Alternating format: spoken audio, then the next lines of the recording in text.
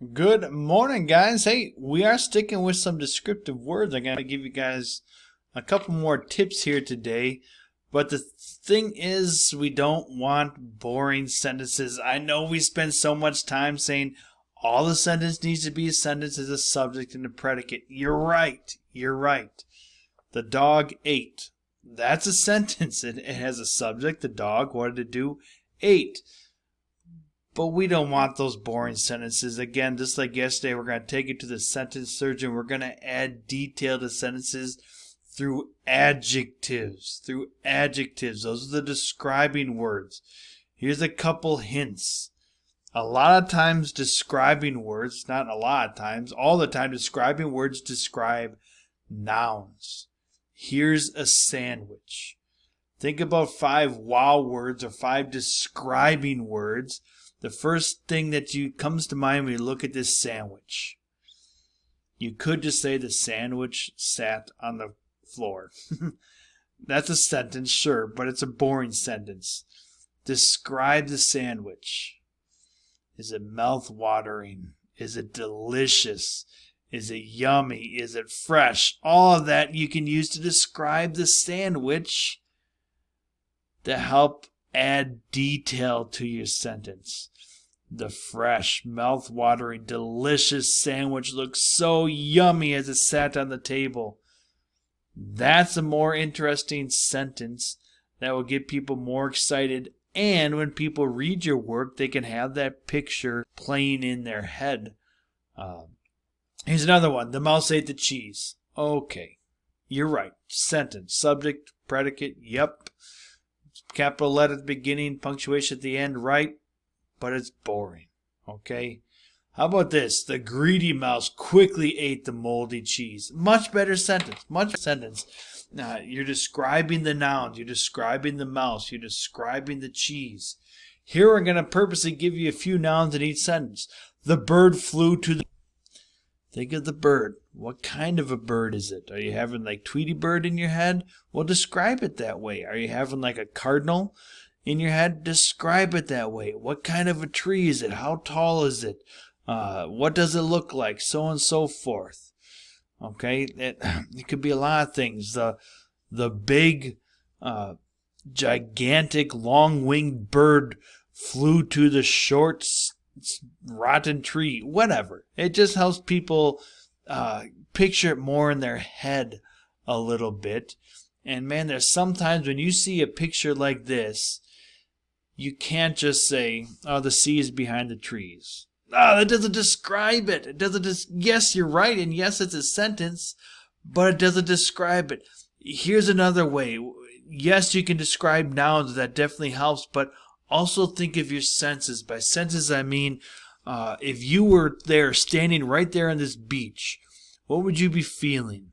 What would you be hearing? What would you be smelling? What would you maybe be tasting, right? Could you be tasting the salt water? Would you be hearing the waves? Would you be feeling the warm wind? All that stuff can help you as you write a sentence. The warm, inviting sea was behind the luscious windblown trees. It just helps describe and it gets people more interested. You could absolutely say the mountain is tall. Or what did something? The mountain. What it do is tall.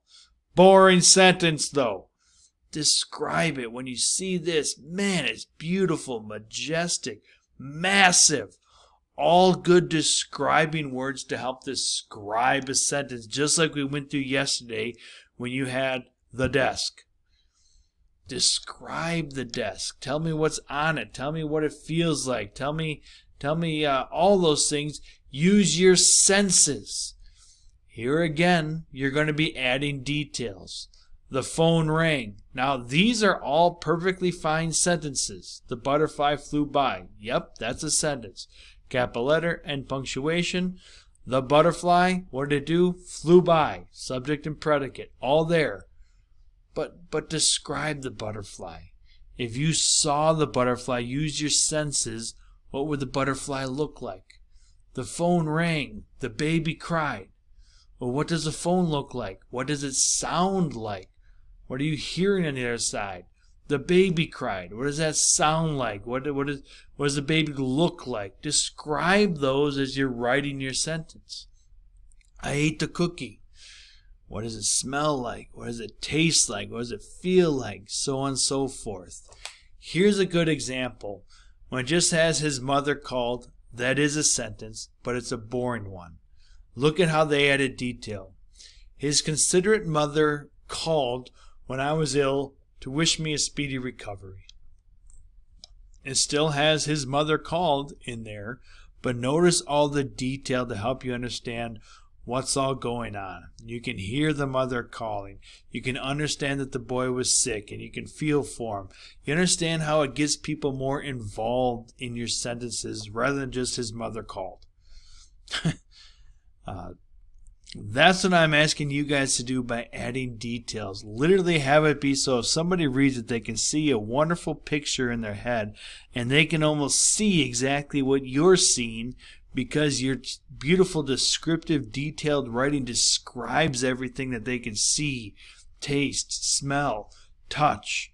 Now, you might not be able to use all those senses in detail as you write your sentences, but I'm asking you to shoot for some so that we can, again, we know what a cookie tastes like and smells like, but we don't know which kind of cookie you're eating. So when you're doing when you ate the cookie, describe it a little bit so we can relate to it a little bit more and have that connection there with your writing. But here's how we're going to end the week, guys. Again, adding some details here. Wonderful descriptive words and adjectives. Hope you have a wonderful day. Hope you have a very wonderful weekend, guys.